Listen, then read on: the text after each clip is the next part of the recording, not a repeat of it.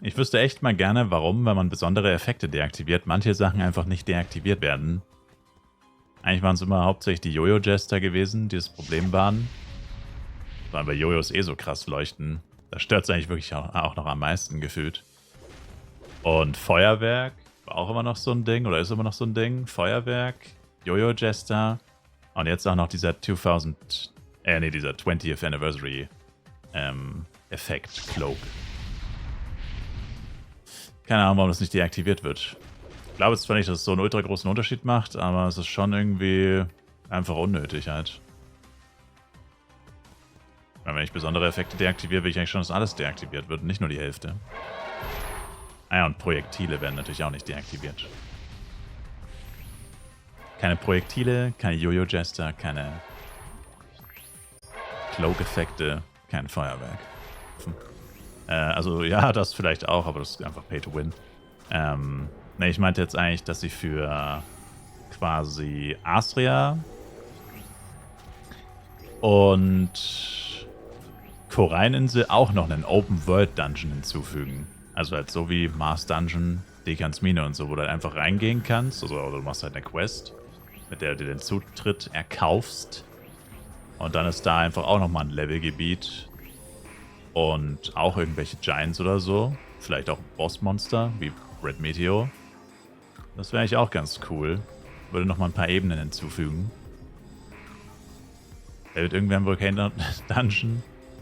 Nee, nicht wirklich.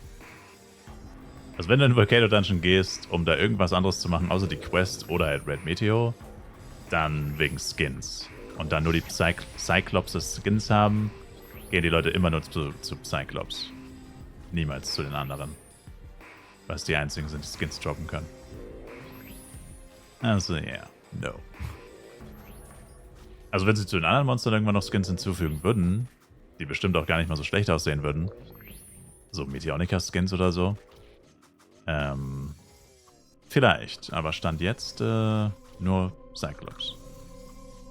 Und halt Quest. Naja, aber an für sich ist es ja eigentlich unlogisch, dass du quasi in jedem Open-World-Gebiet quasi so ein Dungeon hast, also ein Open-World-Dungeon. Unter den High-Level-Gebieten nicht. Fehlt einfach noch.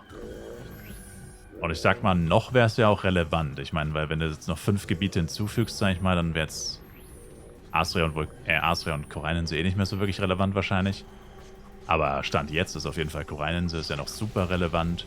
Und selbst Astria ist eigentlich noch extrem relevant. Astria machst du Master und normales Leveling. Ab 120 auch Non-Master levelt man ja auch schon nicht mehr so ultra schnell. Da verbringt man immer noch viel Zeit. Und es würde noch weitere Quests hinzufügen für noch mehr XP. Was das Wichtigste wäre. Noch mehr XP und 8 Child User Quest Rewards.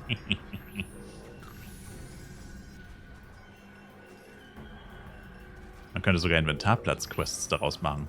Noch größere Inventories. Nochmal 6 Inventarplätze oder so. Beide Quests, insgesamt 12. Würde mir schmecken. I would take it.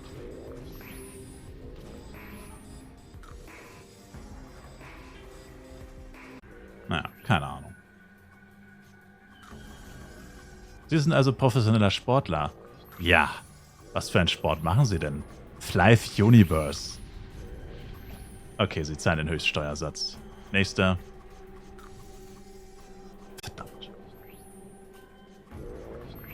Das Lieblingsspiel von Slytherin Hausbewohnern Snakes and Fidget. Yeah. That's a good one. I like that. Warum nicht jetzt Flife Time? Weil ich mein Wochenende eigentlich mit Dingen verbringen will, die Spaß machen. Fucking hater, man. Damit sollten sie vielleicht Werbung machen. Es gibt auch immer diese Bundeswehr-Werbung. Wir sind Ass. Bewirb dich jetzt. Du bist Ass? Wir auch. Bewirb dich. Bundeswehr. Ich finde das auch irgendwie sinnfrei. Also, ich will jetzt niemanden fronten. Das sagt man immer dann kurz bevor man die halbe Welt frontet, by the way. Also ich will jetzt niemanden fronten, kommt noch dazu. Gacha-Games sind meistens Games, die dich belohnen dafür, dass du sie täglich spielst. Da hatte ich tatsächlich auch mal so eine Phase, lustigerweise auch nicht mit Gacha-Games. Ich hatte mal eine Phase, da habe ich lauter Games gezockt, die einen täglich, oder zu viele Games gezockt, die einen täglich quasi knechten. Wo du aber sagst, wenn du das Spiel wirklich spielen willst, dann musst du das halt irgendwie machen, weil das einfach zu gut ist, dass man es halt, wie die Tower Dailies im Endeffekt, die sind zu gut, um sie nicht zu machen. Du bereust es, wenn du sie mal einen Tag nicht machst. Und deswegen schaust du, dass du es jeden Tag machst. Und das war so eine ultra weirde Combo.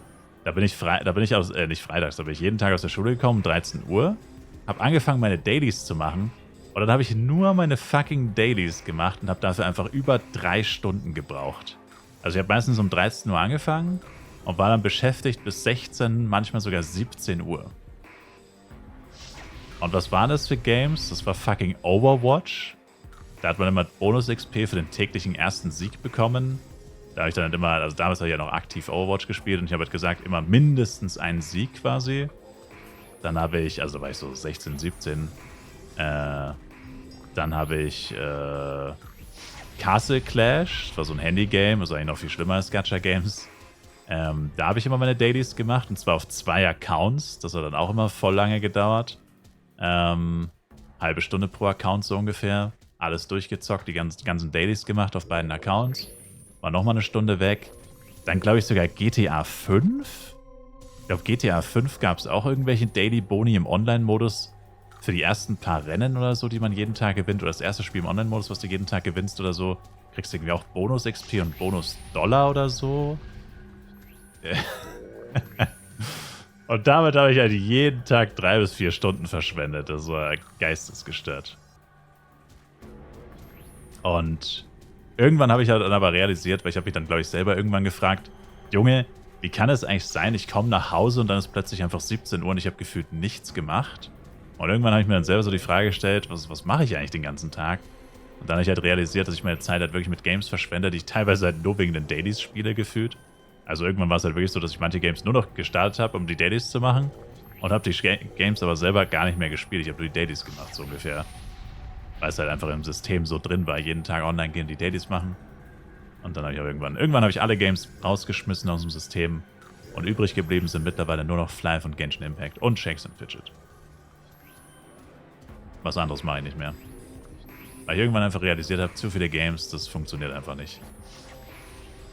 Weil jedes Mal, wenn du dann die Dailies irgendwo verpasst, hast du dann immer ein schlechtes Gefühl oder ein schlechtes, ja nicht schlechtes Gewissen, aber halt, du fühlst dich einfach kacke, du bist dann so in diesem Grind gefangen, dass immer, wenn du es halt nicht schaffst oder so, dass dann, also erstens habe ich keine Zeit mehr dafür, ich meine, da, wie gesagt, damals hatte ich jeden Tag quasi 10 Stunden Zeit, so ungefähr. Das ist halt das Problem, wenn man zu viel Freizeit hat, dann gewöhnt man sich ja so eine Scheiße an. Aber, also erstens habe ich da viel mehr Zeit und ja. Jetzt lasse ich mich halt nur noch von Flive knechten quasi. Aber das ist ja schon fast wie ein Nebenjob von dem her. I guess. It's worth it oder so. Dann hast du Flive entdeckt. Das Spiel, was dir noch viel mehr Zeit raubt als jedes andere. Ja, aber es... ach, halt doch die